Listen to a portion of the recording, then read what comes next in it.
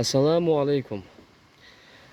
В сети появилось очередное видео с Джамбетовым, где он уже на Донбассе. Вот. У нас была информация о том, что в скором, в ближайшем времени он окажется на Донбассе и будет участвовать в карательных операциях против мирного населения Донбасса и служить таким что-то вроде шаблона, что-то вроде человека, который прибыл с той стороны и якобы обладающий какими-то украинскими секретами. Вот. Мотивация практически нулевая, как нам известно. У тех людей, которые сейчас перешли на сторону России, ну, я имею в виду людей из Донбасса, тем более слабая мотивация у предателей чеченского народа. И в лице этого Джамбетова появилась такая возможность реанимировать отсутствующий боевой дух и без того убитой пехоты, которая пытается долгое время выдать желаемое за действительное. Кроме смеха у меня это ничего не вызывает на самом деле. Но мне бы хотелось больше обратить внимание на само видео, которое выдано с присутствием Джамбетова. Валлахи, очень жалкая участь бывает у предателей, невзирая на их ранг, статус, семейное положение, ну, имеется в виду родословное. Вот очень ужасно бывает их положение предателя. А тем более ужасное положение, ужасное состояние бывает у предателей, которые перешли на сторону предателей. Вот. И смешно еще звучит из уст Джамбетова, что они разберутся с Зеленским. Это вообще...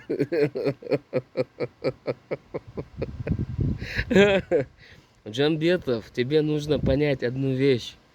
Ты оказался на стороне, которая за 3 дня пыталась взять Киев, но через 10 месяцев вторглась в тот самый Урус-Мартан, откуда ты родом. Аллахи, Аллах настолько сильно забрал твой разум и настолько сильно забрал твое мужество и достоинство, что он превратил тебя в это существо, которое ты сейчас пытаешься продать. Ты пытаешься продать не русским себя даже, ты пытаешься продать пехотинцам Путина. Эти даже с теми, с кем ты сидишь в машине, даже они не считаются с тобой. Тебя даже расходным материалом не считают. Вообще никто для них на самом деле. Как пятая нога собаки.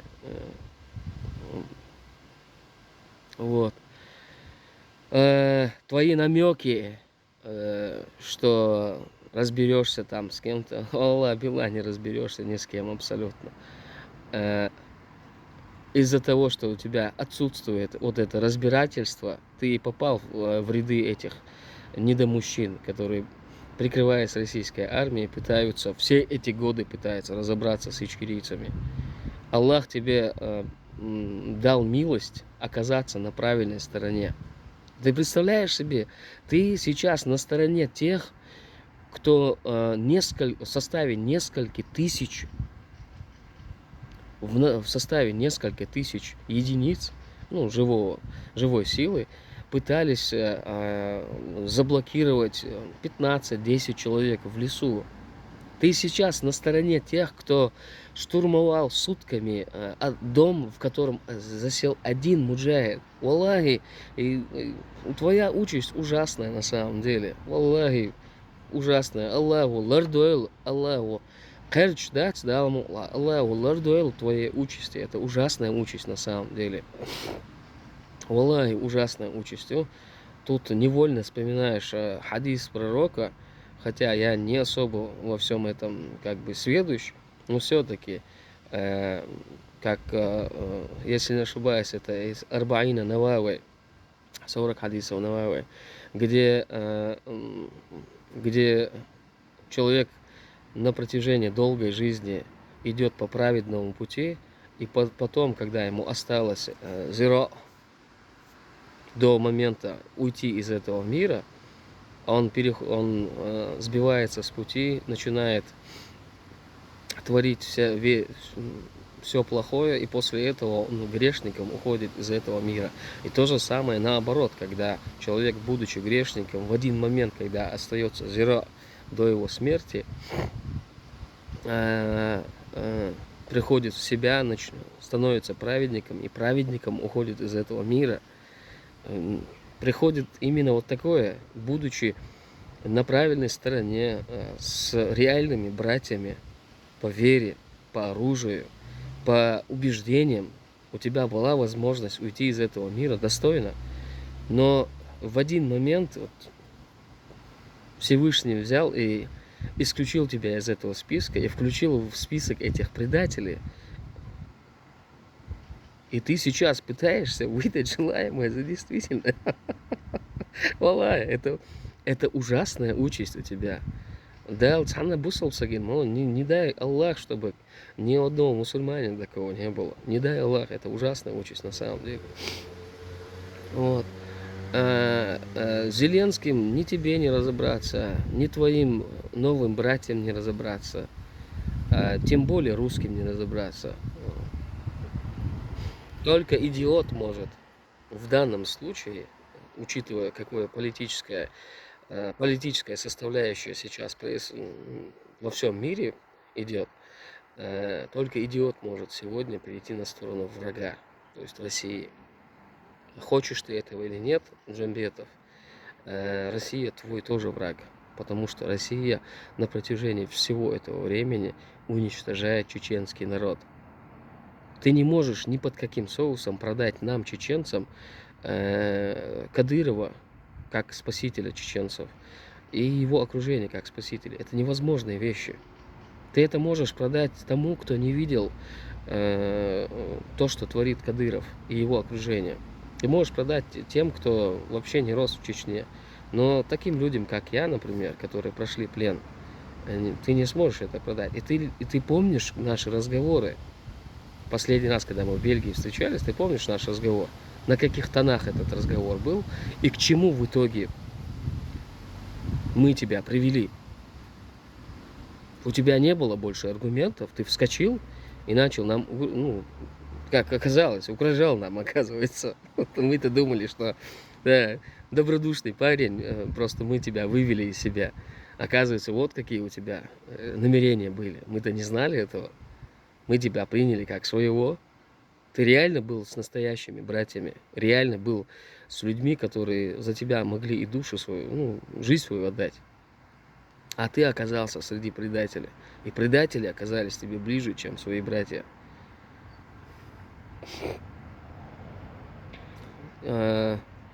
Пусть Всевышний избавит нас, наше движение, от всех предателей, явных, скрытых.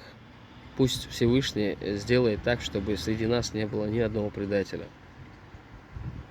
Это реально большое разочарование на самом деле. Твоя идеология и идеология твоих сегодняшних братьев, она на одном уровне. Это лизать одно место Путину и быть довольным и радостным, что тебе дают эту возможность.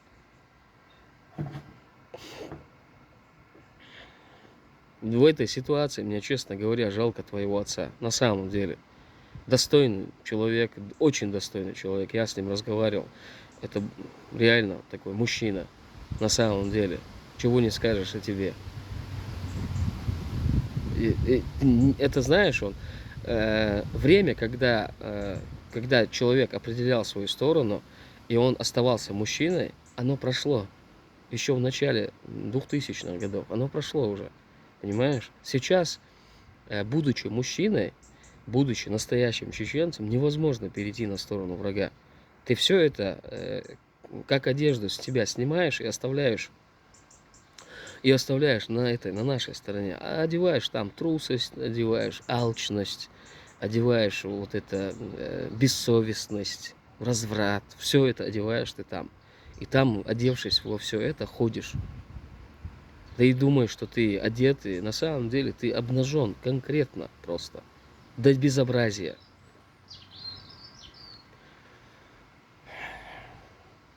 Конечно, все, что я это говорю,